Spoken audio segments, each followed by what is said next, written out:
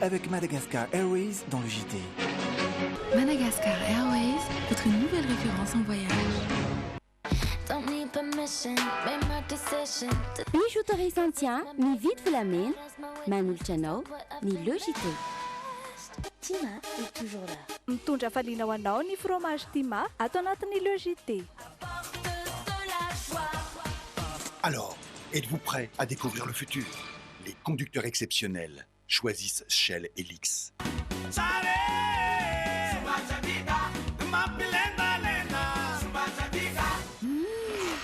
Saba Power dia manala ny loto rehetra ary miaro ny loko. Saba Power manolotra anao. Mitsinjana ao an-trano tsinotsino. Andramo ireo tsiro vaovao. Ankafiziny Logité miaraka amin'ny tsinotsino sy ireo tsiro vaovao ny fromage oignon sy nacho.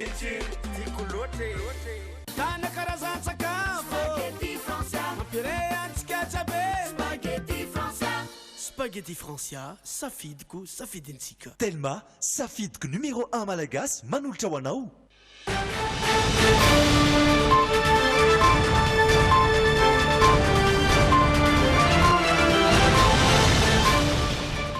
Zoma farany amin'ity volana novambra ty fa 2020 ny volana novambra toko lasy topoko vavy miarabantsika rehetra asaina mpanajana anaraka ny vaovao hatramin'ny farany miarabanao Rina Andriamalala. Miaraba ny Andra Lalaina ary miarabantsika mpijery ny tokantrano ihany koa ary manasanao ampanajana ary anaraka ny Logité hatramin'ny farany. Na dia somary niato aza nietsika maro samihafa indrindra tany amin'ny fivoriam-be iraisam-pirenena teny Ivato teny dia maro ireo vaovao misahana sy mahakasika ny francophonie atolotra anatin'ity Logité ity eo ihany koa rehefa ahafantaranao ny Logité hatramin'izay mitapa amin'ny faharoa iarahan'ny Gottlieb sy ny vahiny fa izao aloha ndao tombontsika avy hatrany anatin'ny la 1 sy la 2 sy ny toy.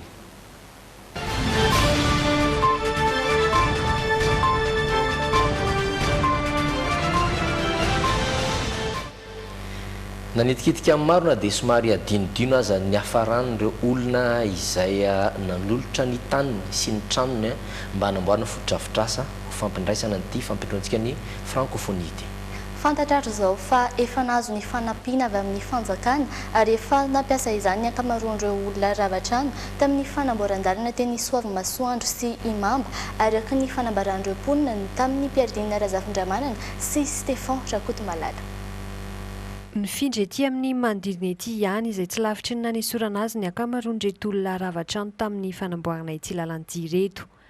Raha ny fanazavana azo avy amin'iray amin'ireto voakasiky ny fandravana trano eto Imamba sy Soavimasoandro ireto dia voaingana izy ireo no nahazo ilay fanampiana avy amin'ny fanjakana. Anisan'ireo mbolina mandamina ny tokony ampiasain'izany Frank mipetraka eto Soavimasoandro. Fanampiana izany anaovana hanambarana trano eritseritsy ny vidy fitaovana mihitsy zany zay zao satria mbola misy an'ilay francophonie dia tsy dia misy mivarotra ny vila dia tsy dia makany zay. Eritseritsy ny ampiasaina zany sady nanaovana fiompiana zany ilay izy. Misy amin'ireo olona ravatrano ireo kosa nefa no efa nandray mialoha ny vola fanampiana ka nampiasa izany avy hatrany toa n'ireto rem-pianakaviana ireto izay efa nifindra teto amin'ity toerana ity. Azo vola izay tamin'ny fanjakana dia nikarakaraina ny trano dia nividianana entana dia mba vidianana fiompiana kely rehetra izay azo tokony atao dia izay ambiny kely ireny mba vidianana sakafo. Dia mbola misy ambiny izany ny volanay dia io indray izay vao mieritreritra hoe inona indray ary natao amin'ity. Fa izay ny eritreritra mihitsy tsy ho azo tsony ilay vola tamin'ny ravatrano tamin'ny fandrakana noho indray izany azo ilay vola dia zona soavinay an-tranonay izao. Misy amin'ireo olona voakasika ny fandravana trano tetỳ an-toerana kosa no tsy mipetraka tetỳ taorian'ny nanesorana azy ireo ka tsy nahazo ilay fanampiana avy amin'ny fanjakana. Raha ny fanazavana azo avy amin'ireo olona etỳ an-toerana ihany. Mbola mahabe resaka ihany koa hatreto ny lalàna izay nambara fa mipetraka ho amin'ny fifehezana ny fivezivezen'ny mponina. Afaka mivezivezy toy ny isan'andro ihany ireo olona eto an-drenivohitra sy ny manodidina ao anatin'izao fihainoana tamin'ny francophonie izao. Mahazo mivezivezy any amin'ny arabe araka izany ny moto, ny sarety ary ny bisikileta raha ny resaka tamin'ny Pierre Razafindramanana sy Stéphane Rakotomalala hatrany. Hita taratra amin'izao fa manohy fiainana andavanandro ihany ny mponina tsy ankanavaka eto an-drenivohitra. Ao anatin'izany ny mponina ity La Réunion kely afaka mivezivezy tsara izy ireo mandritra ity francophonie ity na manao kapa na tsy manao kapa. Tsy fantako mihitsy zao fahalalana izany francophonie izany. Tena tsy mahalala mihitsy ny aloha hatreto. tamin'ny voalohany ihany aloha izay vao hoe hoaviko francophonie dia tsy mahazo mivoaka raha vao tsy manao madio be. Olona aloha sisy ndresaka ilay izy a dia hoe tsy mahazo manao kapa fa kiraro dia akanjo madio vao mahazo mivoaka. Nefa izay tsy natao ohatran'izany fa nandeha ihany izay. Mivoaka ny sisy ndresaka henonay aloha sa hoe tsy mahazo mivatra, tsy mahazo mivoaka fa manao boty dia izay vao mahazo mivoaka nefa ny nanomboka le nahenonay hoe alatsinainy tsy mahazo mivoaka. Za aloha tena nanandrana tsy nanao kapa mihitsy nandeha tany amin'ny arabe satria feno polisy iny amin'ny sisiny arabe iny dia nanandrana tsy nanao kapa mihitsy nandeha niantsena tsy nanao inona na izy toy za hoe izay hoa zany le vavany maty an-drano tsy maintsy misy ihany le tsao hoe mba ampitahorana anay mahantra zany a tsy hinananay fa vonoina amin'ny anonanany eto izay. Afaka mifamoivo malalaka tsara kosa eny amin'ny toerana rehetra ihany koa ireo moto sy ny bisikileta ary ny sarety. Za zao tsy dia mahafantatra fa ny olona jereko mandeha daholo dia mitondra bisikileta dia mba mandeha antsio. Mipotsy mahazo mandeha foanako. Tsy mitady vola ihany. Route nationale ihany mantsy tsy azo andalana ohatrany tony zao atahorana ihany tony. Tsy le fandalan'ilay filoham-pirenena fa mbola aty tsy maninona le aty. Mafitsika mivoaka fa afaka mandeha ama le hitanao le lera zany le grena. Meny adiny roa ikaramana amin'ny maraina. Moto amin'izao moto mbola afaka mivezivezy tsara ka afaka mivezivezy tsara. Misy manakana ihany zany polisy manakana eny amin'ny lalana eny. Vérifier amin'ny papier complet rehetrarehetra izy dia iny izy teo mikasoka. Tonga dia maka sisiny fa rehefa misy an'ilay cortège mandalo ireny maka sisiny ka. Misy ihany anefa ny fepetra raisin'ireo mpitondra kodiaran-droa sy ireo mipetraka eto la réunion kely mandritra ity francophonie ity. Ao anatin'izany tsy fivezivezen'izy ireo mandritra ny andro alina ialana ny loza mety hitranga raha ny nambaran'izy ireo hatrany. Farakinefa hita hatry no maly ary mbola hitohy anio dia miatonga tsikelikely ireo filoham-panjakana sy ireo filohana gouvernemanta hiatrika ny fivoriam-be fahaenina ambin'ny folo ny francophonie. Io tolakandro io ary totosan'ny fanaovan-tsiny teo amin'ny ministra mivarotra malagasy sy vietnamiana momba ny famehezana sy fitandronan'ny fanafarambary avy any Vietnam. Mbola ao anatin'izay fiara-miasa eo amin'ny firenena roa tota izay dia nahazo fanasana avy amin'ny fitondrana vietnamiana koa ny ministra ny fambolena raha ny fanadihadiany Sonia Andrenirina sy Misa Razafinjatovo.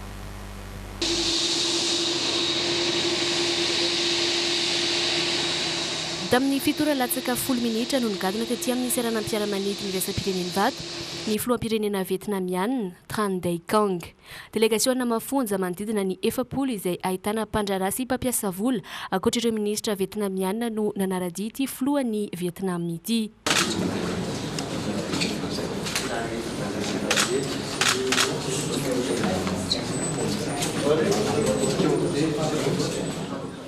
Taoriany ny fatongavany dia niazo ny elampampanjakana iavoloany tenany ary niaona tamin'ny filoham-pirenena Hery Rajaonarimampianina.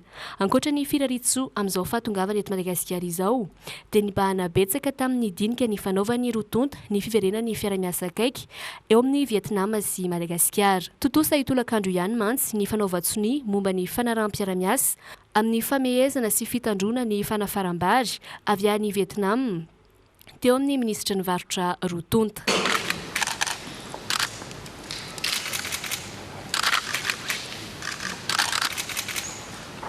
Ankoatr'io dia tonga nitsidika ilay tsangam-baton'ny Ho Chi Minh ihany koa ny tenany, toerana izay manan-danja ary manan-tantara ho azy ireo tokoa. Amin'ny tapany faharoa ny actu dia mbola anolotra izay fahatongavan'ny filoham-panjakana izay isika mbola maro koa vaovao mahakasika ny francophonie sy ny vaovao maro samihafa avy eto an-toerana sy avy any ivelany. Doka marotra.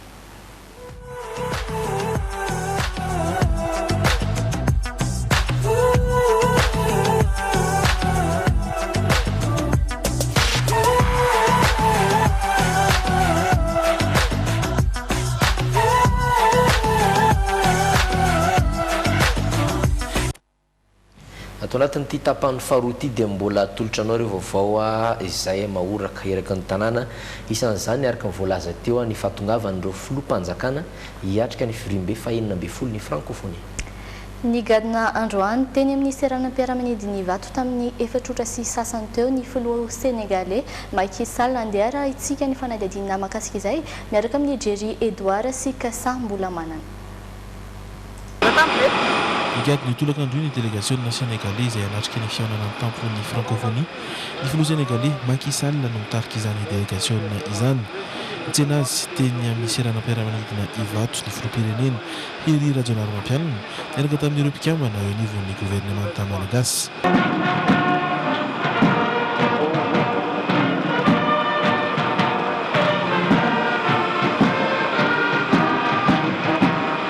Filoha sénégalais izay filohan'ny francophonie hatramin'ny taona 2024 no hamindry izany andraikitra izany ho an'ny filoham-pirenena malagasy ny sabotsy izao mandritra ny fanokafana ny fihaonana an-tampon'ny francophonie. Raha toka ny gady ny marainy ny filoha vietnamianina manaradia azy ihany koa ny filohan'ny gouvernemanta ny fiambonan'ny Wallonie any Belgique, ny filohan'ny Niger, ny filohan'ny Seychelles, ny premier ministre avy amin'ny principauté d'Andorre, ny filohan'ny Burkina Faso, ny premier ministre québécois, ny filohan'ny fiambonan'ny Comore Azali Assoumani izay ny gady ho tolakandro ihany koa ary ny filohan'ny républicain Tchad Idriss Déby.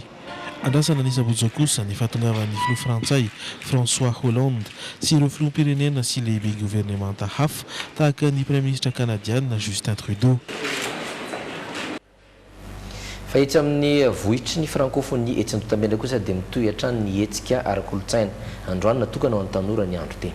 Marina tokoa izay natokana ho an'ny tanora androany teny amin'ny vohitry ny francophonie ady hevitra fifanankalozan-kevitra ary fionan'ireo tanora ny ampy fanolorana ireo taratasam-bola amatsiana ireo malagasy mpandrarany safolo no nameno ny fandaharam-potoana tamin'izany teny toerana ihany koa Andry Lalaina Andriamasy sy Doda Rajarinjato. Tanora vao eritreriny tokoa hiasiny manambady mananjanaka ary mila ravinahitra ny faritra atsimo andrefana. Isan'ireo tanora Folomena-da nahazo fanampiana avy tamin'ny famorona tetikasa ho an'ny fandraharana. Resaka fanjairana sy famorona fanamiana ho anam-panao fanatanjahantena ny tetikasa noforonina ka nazony taratasim-bola manodidina ny 9 tapitrisa ariary mahery kely. Orinasa izay minanarina hoe Vezo Création. Vendrika fanatsarana ny titran'le orinasa moa zany hoe Vezo Création, zany hoe ny endrika fanatsarana vaovao anatiny dia mampiseho amin'izay culture na vezo zay tafiditra ao anatin'izay satria miezaka zany hoe ivéhiculer any région sud-ouest dia tafiditra ao anatin'izay le mahavezo. Tsy tonga ho azy zao satria efa nilona sy nitaizana tao anatin'ny fanatanjahantena sy fanjairana fanamiana mpanao fanatanjahantena izy izay asa velomany ray aman-dreny hatrizay ka hatramin'izao. Marina mihitsy ny teninao hoe telo mère telo fille satria efa nivolavolaina tao anatiny hoe fanatanjahantena zany izahay mianakavy dia sorana an'Andriamanitra moa fa dia reny ny vokatra hoe tena niaina tao anatin'ny resaka hoe fanatanjahantena mihitsy zany zay fa tsy hoe kisendrasendra fotsiny ihany. Folomena-da izy ireo no ndray nahazo famatsim-bola sy famporisihana ao amin'ny fandraharana ka tetikasa maro toy ny fiompiana trondro, fiompiana sy fanatavezana kisoa, fiompiana tantely sy ny maro hafa. Ankoatr'ireo dia tanora maro no nahazo tombotsoa androany tena mivohitry ny francophonie andotam-penaka. Mazava ho azy fa matoa zany andro safidiana manokana ary nomena lanja manokana ny tanora amin'ity lohahevitra amin'ity andiany faina amby folo tia dia PDB ireo programme nasa ireo tetikady izay apetraka atao anivon'ity francophonie tia indrindra fa ireo firenena-mpikambana atao anatiny ny hijery akaiky indrindra ny tanora satria saika ny firenena-mpikambana atao anatin'ity francophonie ity dia saika manana ataontsika hoe anjara toerana lehibe daholo raha eo amin'ny fianjatoana ny isan'ny mponina ao amin'ny firenena misy azy zany ny tanora manana toerana lehibe mihoatra ny 10 isanjato avokoa zany saika isaky ny firenena rehetra mpikambana atao anatin'ity francophonie ity ary nahatonga andreo tompony andraikitra ao ny volohevitra ny safidy azy lohahevitra zay ary asogadina zay androany satria androany zany ny andro natokana ny tanora. Ankoatr'ireo dia ny bantoerany tety amin'ny vohitry ny francophonie nandrity andro natokana ho an'ny tanora ity ny adevitra sy fanakolozan-kevitra teo amin'ireo samy tanora izay naompana tamin'ny lohahevitra hoe malalaka daholo na libre ensemble. Ny adina hevitra tamin'izany ny afatra ho an'ny fahafahana, ny fahasamihafana, ny firaisan-kina, firalahiana ary filaminana.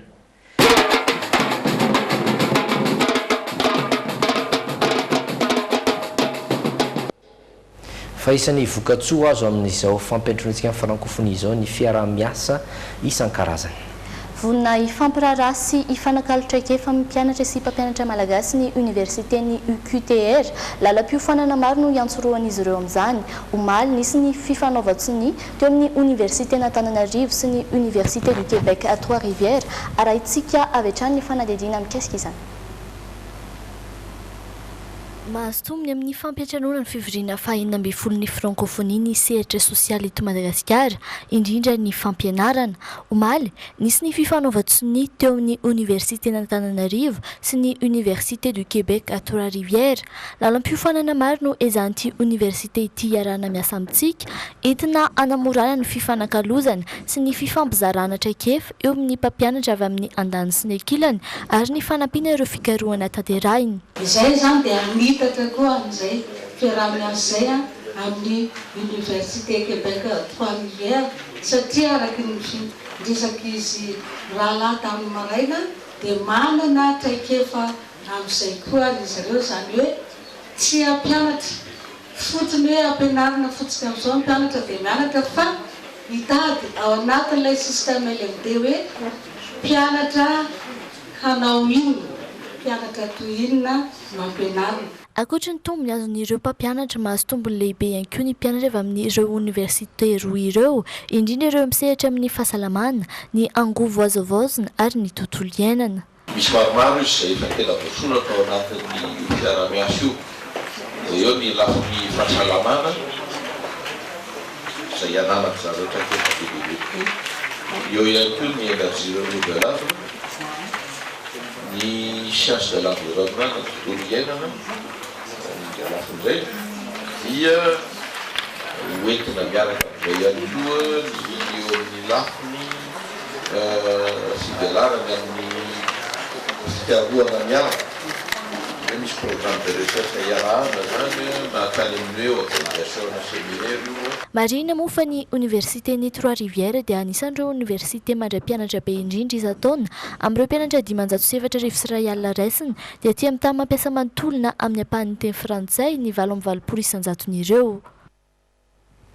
Manodidina izay vaovao ny francophonie izay hatrany dia nifampiresaka tamin'ny mpanao gazety vahiny teo anivon'ny fahitalavitra TV5 Monde io ariva io ny filoham-pirenena Hery Rajaonarimampianina mikasika ny fandraisantsika ny francophonie sy ny manodidina izany. Tsy mbola nisy nipika moa ny makasika izay resadresaka izay farantsika eto ihany ny fotoatan'izany manaraka izany akaiky ihany koa Jerry Edouard izay inona fahitatitra izany vaovao izany amin'ny fotoanany vaovao manaraka indray. Isan'ny mahabe resaka ihany koa hatreto ny makasika ny fitandrona filaminana eo anivon'izay fampinoantsika ny francophonie izay. Mahery ny 700 ny voameran'ny fandriam-pahalemana ao amin'ny distrika fahaenina nahazo fifanana manokana andraisana ny fivoriana fahaenina ambin'ny folo ny francophonie. Fahaenina tokoa ny andraikitry ny voameran'ny fandriam-pahalemana ahoana ny fomba andrindran'ny asan'izy ireo ny tatratsika ny valin'izay miaro soa rojo ravaka sy izo randretsalama. Mahery 20 minitra ny amin'ny 7:00 tafavory eto anoloan'ny Braun Fokontany Antanety Atsimo Ambohimanarina ireo voameran'ny fandriam-pahalemana. Mandray ny toromarika avy amin'ny lehiben'ny distrika sy ny lehiben'ny komisaria. Mizara vetrany ny lalana anaovana ny patrouille avy eo. Misy ny mihazo ny faritra Ambodiady, Ambodimita, hatrany Ambatolampeteiroka.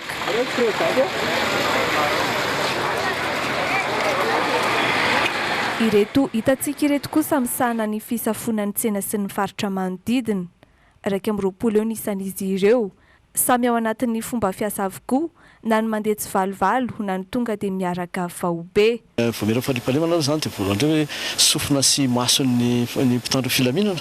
Zany hoe mieno dia maka renseignement dia mi-informer mpitandro filaminana izay zavatra tokony ho fantany. Raha ohatra hoe misy disadisa anatin'ny fiarahamonina eny dia miezaka mandamina an'izay. Azo lazaina ho ny ena ny asanjolahy hatramin'ny nisiny ny voameran'ny fandriam-pahalemana.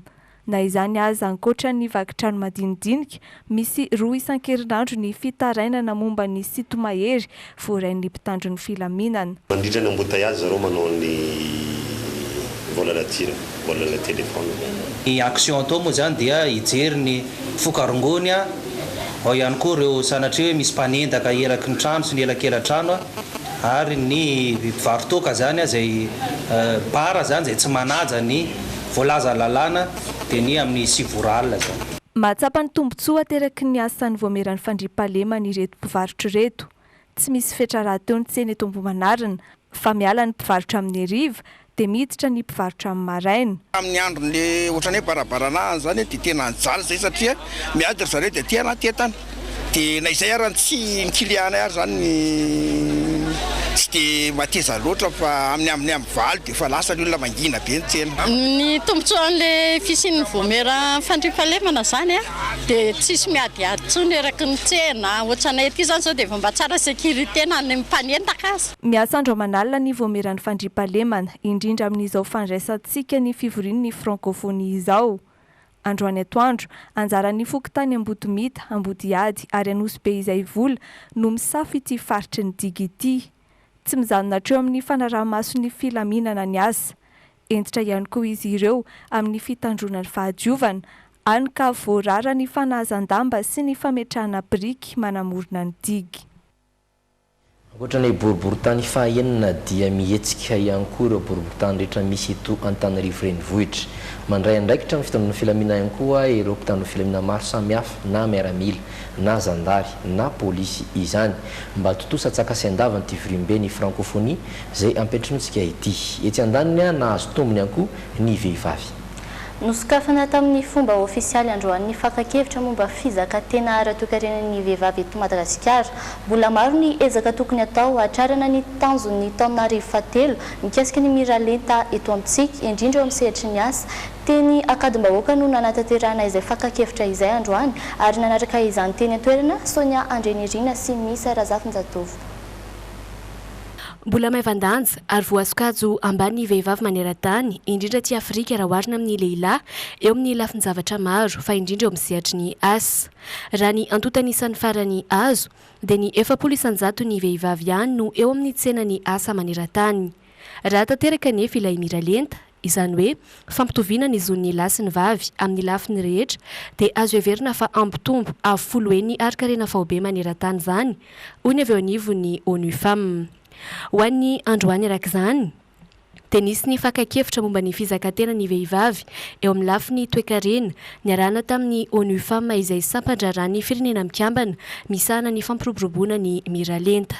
Tena zava-dehibe izy io satria natao resaka foana hatramin'izay ary tamin'ity indray mandeha ity zany dia zareo amin'ilay ONU Femmes zany amin'ny firenena mikambana mikasika amin'ny vehivavy no nandray andraikitra amin'ilay hoe au panel zany no nanatanteraka an'ilay izy tsy matetika zareo manao ny zavatra io fa tamin'ity zany dia tena mena lanja zany ny vehivavy eto Madagasikara ary heverina hoe misy hevitra be azo tsoahana ary azo tanterahana zany ny zavatra avoaka amin'ny ladinika rehetra natao sy atao androany. Efa maro ny ezaka nataon'i Madagasikara momba ny fanampiana ireo vehivavy mba ahaleo tena azy ireo. Hoy ny solitena maharitry ny firenena mikambana Ramatoa Violette Kakiomia androany. Ary teto izy dia nisaotra sy nidera manokana ireo ezaka nataon'ny vadiny filoham-pirenena Voangy Rajaonarimampianina. Tafiditra ao anatin'ny fanatrarana ny tanjon'ny taona 2007 moa ity hetsika natao androany ity. Nanamafy ny mahazava-dehibe izany teto ny ministry ny mponina sy ny fampivoarana ny vehivavy. Raisina ho toy ny fitaovana mahery vaika entina mandresy ny olana mianjady amin'ny vehivavy toy ny voka aloloatra sy ny herisetra misy eo amin'ny endriny samihafa eny anivon'ny fiarahamonina izao hetsika ho amin'ny fizakatenan'ny vehivavy izao. Tao anatin'ny lahateny kosa dia nanao antsoavy ny rehetra hifanomitanana mba hisiany izay fizakantena ara-toe-karena ny vehivavy izay ny vadiny filoham-pirenena. Ararotsika ity andro anio ity anaovana antsoavy ho antsika mpiarahamonina antoka rehetra misehatra tsy miankina ianareo fiarahamonim-pirenena mba hifanomitanana ary hanosika-hevitra ao amin'ny fizakantena marina ny vehivavy. Aoriany ity fakakevitra ity dia hoarafitra anaty boky avokoa ny fehi-kevitra rehetra tapaka momba izay fizakantena ny vehivavy izay. Izay ihany koa no azo natolotra tao anatin'ny tapany voalohan'ny LEJT Andra Lalaina Andriamasy sy Gottlieb miverina aminao anatin'ny tapany faharoa miaraka amin'ireo zanam-pandaharana samihafa ny tena kosa mametraka ny veloma mandra-pitafa ho manaraka indray.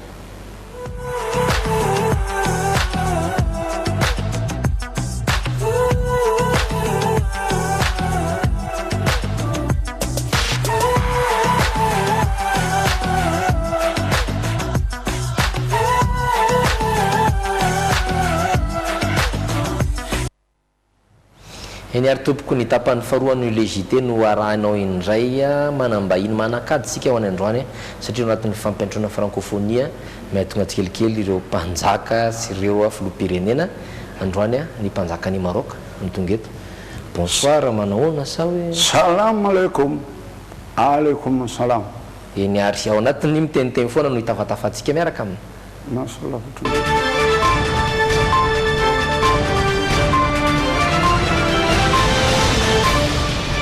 Ny masolavitra mivadika nahitsinareo aviatrany no ampiantranoko indray ny mpanjaka Mohamed fahaenina. Assalamu alaikum. Bonsoir. Isan'ny nanitikitika voalohany indrindra aloha ny fahatongavanareo izay azo ambary tonga masika teto Madagasikara tsy vitany tonga voalohany fa nanehoanareo ny arenareo mihitsy ndreo planina maro tonga teto. Inona ny tena atao ambadika izay? C'est tout à fait naturel pour nous de venir comme ça. C'est peut-être vous qui n'avez pas l'habitude de trouver, de voir beaucoup d'avions dans votre aéroport, peut-être. Mais pour nous, c'est tout à fait normal.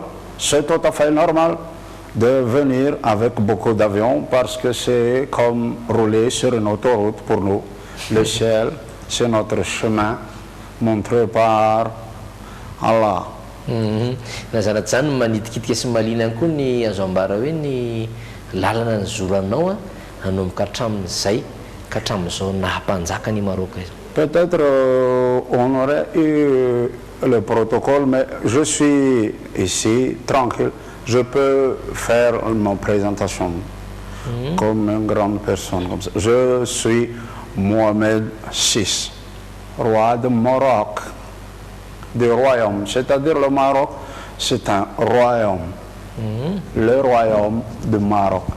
Je suis le fils de Hassan II, qui a présidé la destinée du Maroc jusqu'en 1999.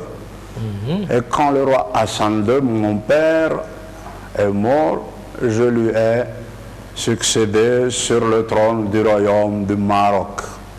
Le rang protocolaire, pour moi, c'est comme le président de la République, mais avec un degré plus élevé pour le respect. Parce que le royaume, c'est plus de respect que d'administration. Voilà, je suis le fils de Hassan II, je suis marié avec Lala. Lala, qui est c'est un prénom malgache, mais sur la partie officielle, on m'appelle Mohamed VI. Pour les amis, je suis Bin Ahmed Sidi. Et pour les intimes, je suis Gros Bébé Chameau. Voilà. Je suis né le 21 août 1963, comme beaucoup de Malgaches d'ailleurs. Donc j'ai 53 ans à l'heure qu'il est, mais mon anniversaire est déjà passé. C'est dommage. Je suis né à Rabat il y a 53 ans. Je suis né Rabat. Rabat, tout est neuf et tout est sauvage. Là, je suis maintenant marié depuis des années avec Lala. Ma femme, elle s'appelle Lala Salma Benani. Lala Salma Benani. Et les enfants, j'ai 2 enfants, Moulay El Hassan, qui est né en 2003, et Lala Khadija, qui est né en 2007, un garçon et une fille. Bien sûr, c'est Moulay El Hassan qui est le prince héritier parce que je suis le roi, donc mon fils est prince tout naturellement. Tout naturellement. Nazanat zany mahavarina koa inona ny tena natongavana mialoha raha izay faharoa inona ny tena hoentinareo zany Madagascar amin'izao francophonie. Parce que mon grand-père, vous connaissez, c'était donc le roi Mohamed V. Parce que chez nous, donc, on compte avec les Mohamed. Mohamed, 1, 2, 3. Les enfants commencent à compter à partir de Mohamed. Donc, Mohamed V était en exil ici, en exil en Sirabé. En Sirabé, c'est la ville où j'ai bien voulu aller voir, où était mon grand-père quand il était en exil ici. Donc, Mohamed V, qui est mon grand-père, qui est déjà mort, donc c'est le père de Hassan II, qui est mon père. Donc, mon père, je suis le fils de Hassan II, donc je suis le petit-fils de Mohamed V, je pense que vous avez suivi. C'est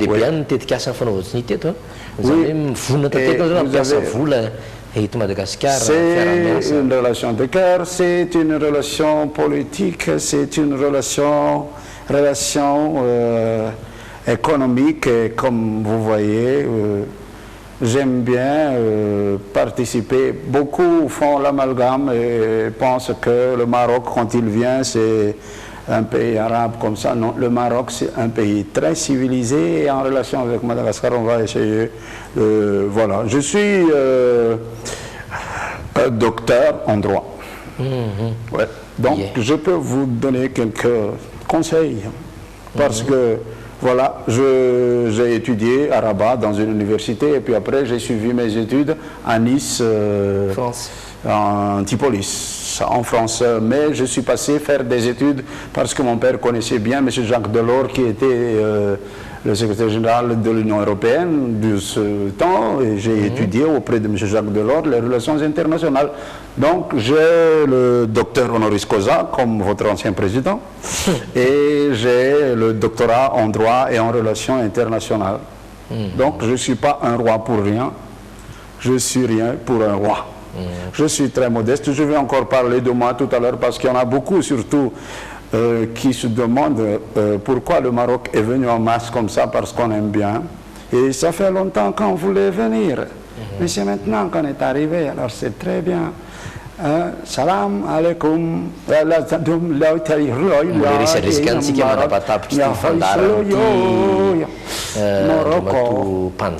Zay moa nazitsoina azy amin'ny teny malagasy fa ho arantsika ny tony fandarana izao tsika dia anaraka SOS.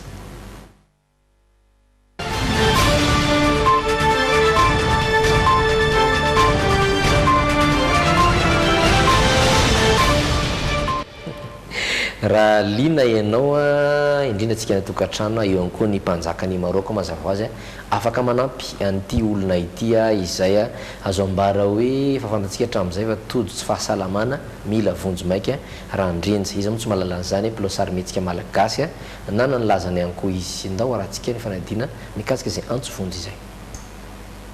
Omamiadany tsinay izay no mahazo andrandrenja mpilalao sarimihetsika fadadaza amin'izao. Nitaky volabe hatrany ny fitsaboana azy hatreto hoy ny vady aman-janany na dia efa nisy fivoarana ihany ary ny fahasalamany. Atao anatin'ny 3 andro aloha zany dia hita hoe memandroso.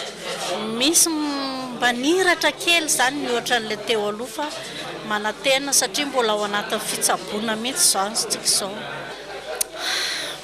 Mahatsiaro hoe sahirana misy zanako anankidimy fa atao hoe sahirana satria na batana azy nrehetrarehetra enjana. Nanaikina amin'ny mety olo-tanana andrandrenja kosa ireto artista maro amin'ny alahady faha-efatra ny volana desambra izao etsy amin'ny Coliseum amin'ny alalan'ny fampisehoana iray goavana. Antony fampisehoana io ny anampiana andrandrenja amin'ny fitsaboana azy ho hatrany ny mpikarakara. Zava-dehibe tokoa zany satria tena ny asa sy ny andraikitra ary ny maizy azy andreo artiste reo mihitsy no natolony. Raha fantatsika tsara hoe any amin'ny 20 millions de francs farafakely ny sarana mpilalao na artiste anankiray dia tena hoe maimaimpona le izy zava-dehibe zany.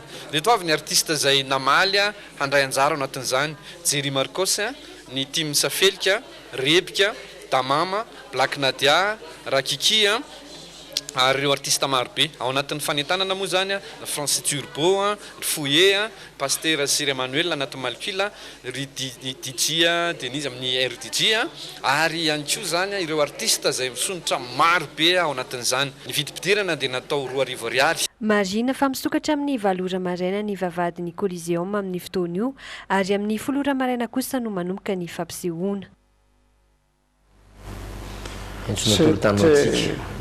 Je ne connais pas trop le cinéma de Madagascar. Mais si je suis encore ici, je vais essayer de venir. Comme vous savez, c'est un hôpital qu'on a construit pour les mères et l'enfant à Tirabé.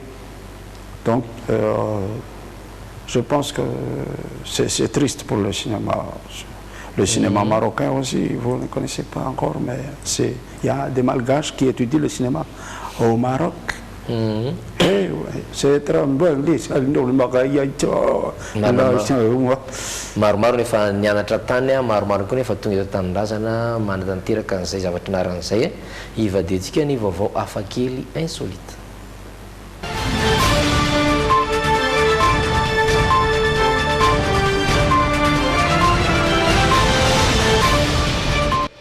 Fifananana azakazaka hafakely indray no entinao atsika eto anatin'ny insolite ho any androany tsy izy raha ninona izay no anaran'ity fananana ity miavaka tokoa izy io amin'ny fanatanterahana azy satria any amin'ny avonan'ny Cooper no anaovana azy ndeha raha antsika fanadihadiana.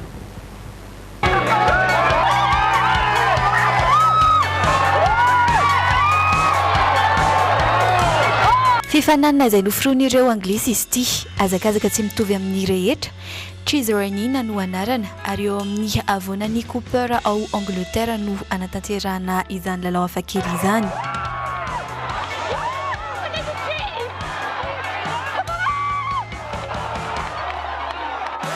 Araka ny anarana ampitondrain'ireo namorona ny lalao hoe tsy izy raha ninona dia miompana amin'ny azakazaka fanenjehana ny fromage ity lalao iray ity. Eto adino avokoa ny fahaizana momba ny azakazaka rehetra fa tokana ihany ny fitsipika midina ny avona faran'izay aingana 200 metatra ny alaviran'ny fidinana fa enjana ny manaraka azy anefa. Fantatro tsy maintsy mandresy satria nateraka ho an'izay tena tendrombohitra tsy inona niteraka.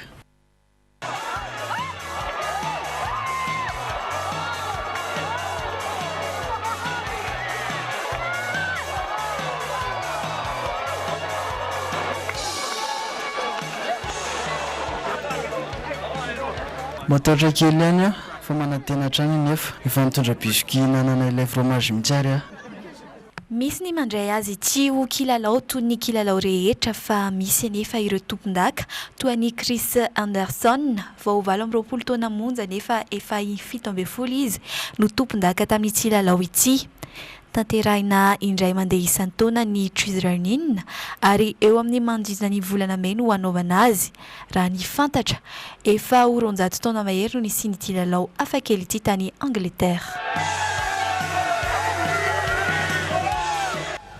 Sur la course pour les fromages, nous on a fait les concours avec les descentes des montagnes marrakech avec les chameaux qu'on envoie au devant et puis tout le monde court derrière les chameaux. C'est un jeu comme un autre pour un pays. C'est le chameau. Eny ary hiverina kely eny amin'ny vohitry ny francophonie tsika ao anatin'ny diary.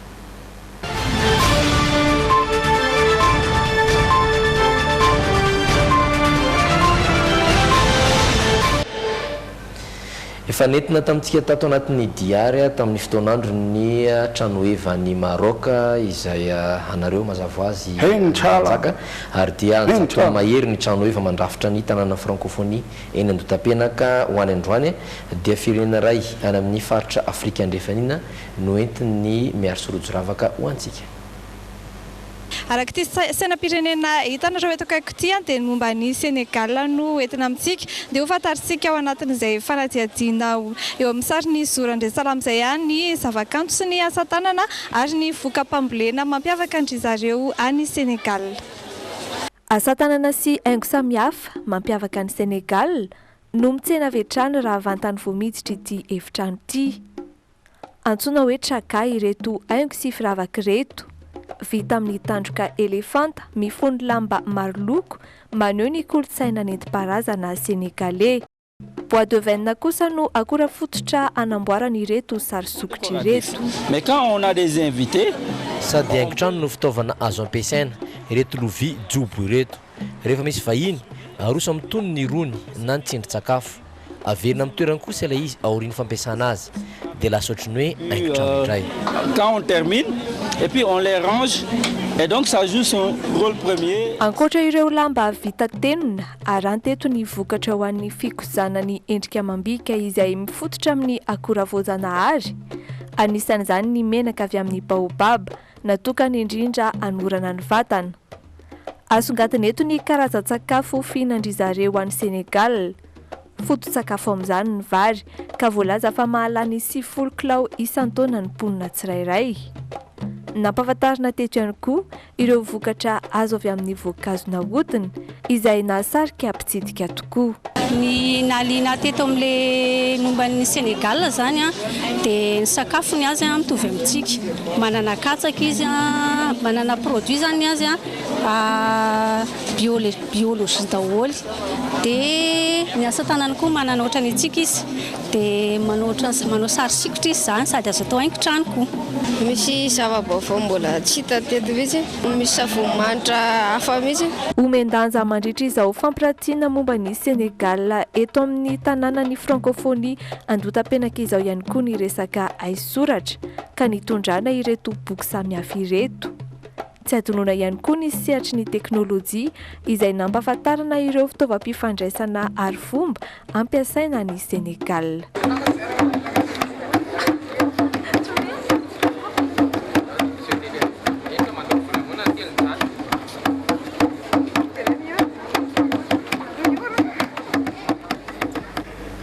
Tout ça c'est très bien. Pour nous c'est les bijoux, les tissus, les poteries. Et vous pouvez boire le thé du Maroc si vous passez dans les stands du Maroc. Et puis il y a beaucoup d'artisanat du Maroc. Vous pouvez acheter le marocain. Ici il y avait un Marocain avant, mais il n'était pas très marocain. Il me vendait des maroquineries. Et moi j'ai essayé de me balader en Tanarivo, j'ai perdu mon chemin et on m'a dit que votre chemin a été pris par un puissant. On m'a volé mon chemin. Oui, Madagascar, on va pas faire la tortue. Oui, tout à l'heure je vais vous parler de ce que vous avez et que nous n'avons pas, et ce que nous n'avons pas et que vous avez. C'est la même chose. Eny amin'ny vohitry ny francophonie araka ny nambara teo dia misy hetsika maro samihafa raha mpito zao ohatra isan'ny songadina eny ny fotoana fanomezany Gottlieb sy ny mpiaraka aminy zany hoe Goth et compagnie eo amin'ny sehatra izay ampilalao ankizy mazava ho azy hiran'ireo hirany Disney sy ireo comédie musicale izy sy ny ekipany rahampitso fanomeza fotoana amintsika ny ankizy rehetrarehetra eny toy ny ray aman-dreny ny ankizy eny amin'ny vohitry ny francophonie eny andotam-penaka 2 ariary ny fidirana ho antsika rehetra ny sehatra ny fanatanjahantena indray ny vaovao manaraka.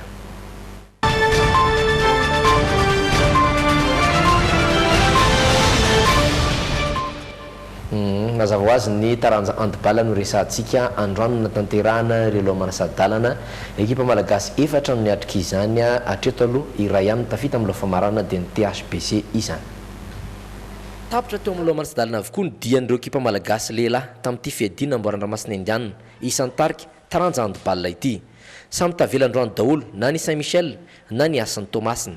Hita ho tsy ampifafetsehana sy akingatsaina ireo mpilalao malagasy ary mora nyrangitana ireo mpifanandrina taminy. Lavy ny ASHB tamponé avy any La Réunion tamin'isa 30 no 9 ny ASSM. Efa nitarihana 4 isika teo ampialan-tsasatra. Efa nitarihana tamin'ny elanelasa 5 ankoho ny Asan'ny Tomasina teo ampialan-tsasatra ary mbola ny ady mafy tamin'ny fizaram-potoana faharoa izay mbola mizotra hatramin'izao. Betsaka ny zavatra hita fotsiny aloha manatombo ry zareo amin'ny resaka expérience amin'le trakefa zany. Tena tsy ampy-matra ny ankizitsika izay aloha tena hita hoe manatombo ny lehilahy surtout. Vehivavitsika indray moa izy matanjaka dia hita misy le différence de 8 heures apisy fa ny lehilahy zareo hita hoe manana expérience manana trakeva bebe koa izy no le ankizitsika. Na izany tsy zany mpijery irariana ho avy ma. Na izany tsy zany baolina le rapitso dia mba miantso andreo mpakafy sport indrindrindrindra ny handball mba ho avy ame akahery l'équipe atsika manao finale rapide satria vehivavitsika zany aloha dia efa manao finale. Na zany aza dia navotany THBC naram-boninahitry Madagasikara. Rinombana sy lala sy ny tariny izay nandresan'ny AS-tsika ekipa malagasy ihany teo amin'ny manasadalana tamin'isa 13 no 20 no tafita amin'ny loha famaranana iady amin'ny La Réunion. vonana travo ny vonam-pirenena rahateo ny THBC zay fanandrana amin'ny JS Bénédictine avy any La Réunion rahampitso anomboka amin'ny roatolakandro reto faran'izay nandavo ny FC Port avy any La Réunion tamin'isa 2024. Voilà, c'est très bien le sport. Vous connaissez le Maroc a déjà été beaucoup de fois champion d'Afrique de coupe de football. Vous connaissez Osam Hassan, 3 fois Coupe d'Afrique. Il y a des choses que vous avez que nous n'avons pas. Et citons, vous avez les ébus, nous on a les chameaux. Les ébus, après 10 ans, ils meurent, les chameaux, après 100 ans, ils meurent. Il n'y a pas de raison. Vous avez les rizières, nous on a les déserts. Les rizières, quand il n'y a pas d'eau, ça ne pousse pas les riz. Alors que les déserts, même s'il n'y a pas d'eau, les chameaux, ils peuvent vivre 100 ans sur le désert avec les oasis. Madagascar peut devenir le nouveau Maroc de l'océan Indien. Mais vous n'allez pas attendre de devenir un désert pour faire venir les chameaux, Inch'Allah. Il y a le problème de la République arabe saoudite démocratique. C'est en train de se décanter. Demandez à M. Dédé. Madagascar ne doit pas faire la tortue ni faire l'autruche. Parce que la tortue marche trop lentement et l'autruche casse sa tête quand il y a un problème, alors que Madagascar jusqu'à maintenant, il y a des autruches, il y a des tortues, il faut être un peu plus positif. Tournez la page. Tournez la page, et si vous tournez la page, c'est pour voir derrière, mais il y en a beaucoup qui tournent le derrière pour voir la page. Alors vous avez le vertige, et quand on perd la tige, vous savez, pour les fumeurs, c'est difficile. Alors il faut y aller avec le truc dont je ne me souviens pas, il faut la fumer de l'eau, la chienne là. Eny ary mazava azy ny resaka toetrandro ianao teo ho anety Madagasikara aloha dia mbola milamina tsara ny toetrandro mbola misy ny orana, ny ririnina, ny lohataona sy maro samihafa ho jerentsika izany ato anatiny tia toy ny manaraka ty.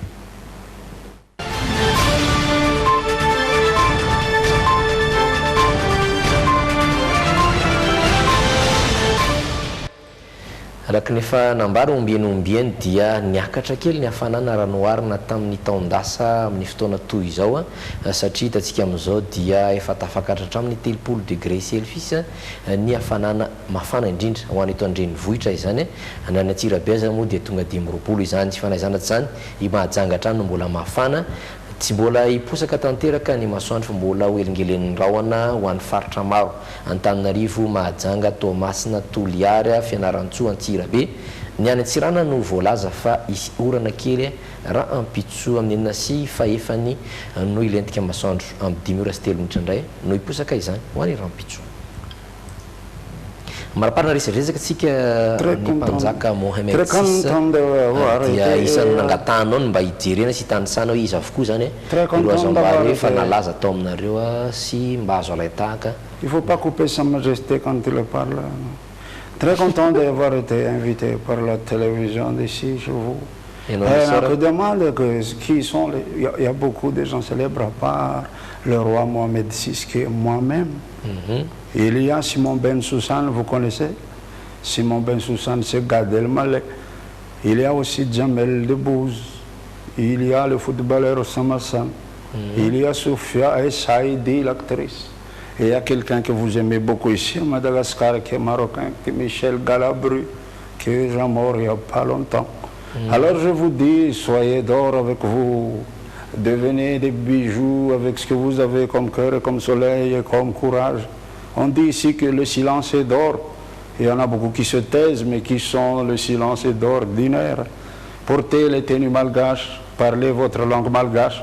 Soyez fiers d'être malgache parce que nous, même si on est francophone, on parle l'arabe, on parle le marocain. Moi, je suis de religion slam, sunnite, malékite. Alors, je m'accroche à ce que j'ai comme foi et comme confiance. Alors, comme vous aussi, j'ai vu que les malgaches, malgré la pauvreté, ont toujours le sourire. Alors, ne soyez pas marocains, soyez malgaches. Fiez-vous à mon instinct. Inch'Allah. Et au revoir. Raha-pitsondray fotoanantsika manaraka miaraka amin'ny toy ny le JT vaovao maro samihafa sy ny ambiny maro izay ny fotoanantsika ho an'io miaraka mandram-peona tompoko lahy sy tompoko vavy.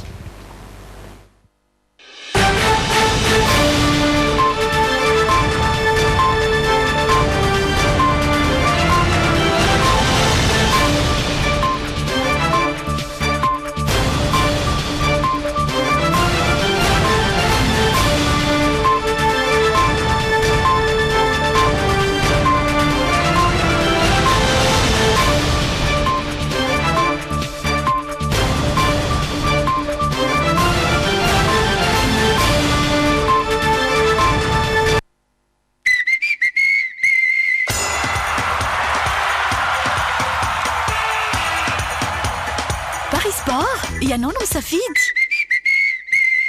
miarabantsika amin'ity arivarivo ity baolina be any Angletera no resantsika baolina ao anatin'ny Premier League Paris sport ianao no misafidy Burnley apetrano any Manchester City amin'ity lalao rapitso ity hosakany reto Burnley reto ve reto City reto fatary fa City laharana fahatelo izy amin'izao ary reto mpapetrano reto kosa any amin'ny laharana faraky ambe folo vinavinako ny aho hoe mety ho matin'ny Burnley Paris sport ianao no misafidy i Chelsea kosa ifandona amin'ny Tottenham raha matadidy ianao hoe miteny foana teto za re olona dia mankafy an'ireto Tottenham reto ekipako reto fa na dia hoe Chelsea ary manaika Chelsea ny voalohany zao ao amin'ny Premier League za ranga maka Tottenham foana Paris sport ianao no misafidy lalao fatelo dia mbola goavana ihany koa Liverpool nifandona amin'ny Sunderland kilotsy dia asiana resaka be ny voalohany zao Chelsea faharoa Liverpool fahatelo City reo filarany eo Angletera amin'izao Liverpool nifandona amin'ny Sunderland no somary bodibody larany zay izy fa 7-0 fandeha atao hoe kely manohatra Paris sport ianao no misafidy manetana ihany zay atao amin'ny Paris sport hoe raha ianao tovovavy zay mijery anao 7 mijery anay mantsy tsy mijery anao 17 taonany miakatra liny ianao anatevina ny ekipany Paris sport eo amin'ny resaka hôtesse de vente atero aty amin'ny Paris sport Analakely immeuble Panal deuxième étage ny CV sy ny mombamombanao asio sary raha mety atero aty misy mandray azy eo zay ary pijery ny natolotra anao androany nino fa alinanao reo Premier League reo fa mbola misy lalao hafa koa fa eny amin'ny toeram-pivarotana eny no ahitanao azy mandra-peona tompo Paris sport ianao no misafidy Envolez-vous avec Madagascar Airways dans le JT. Madagascar Airways, votre nouvelle référence en voyage. Telma, Safid que numéro 1 Malagasy, Nanutra Wanoteu. Alors, êtes-vous prêt à découvrir le futur? Les conducteurs exceptionnels choisissent Shell Helix. Ny j'autorise Santia, ny vite volamena, manolotra anao, ny logité. Mitsinjana ao an-trano tsinotsino andramo ireo tsiro vaovao Ankafiziny logité miaraka amin'ny tsinotsino sy ireo tsiro vaovao ny fromage oignon sy natro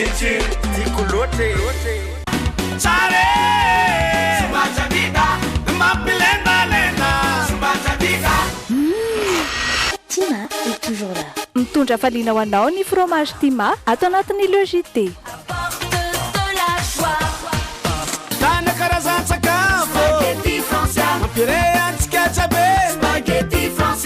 Spaghetti Francia, safidiko, safidintsika. Saba Power, dia manala ny loto rehetra ary miaro ny loko. Saba Power nanolotra anao teo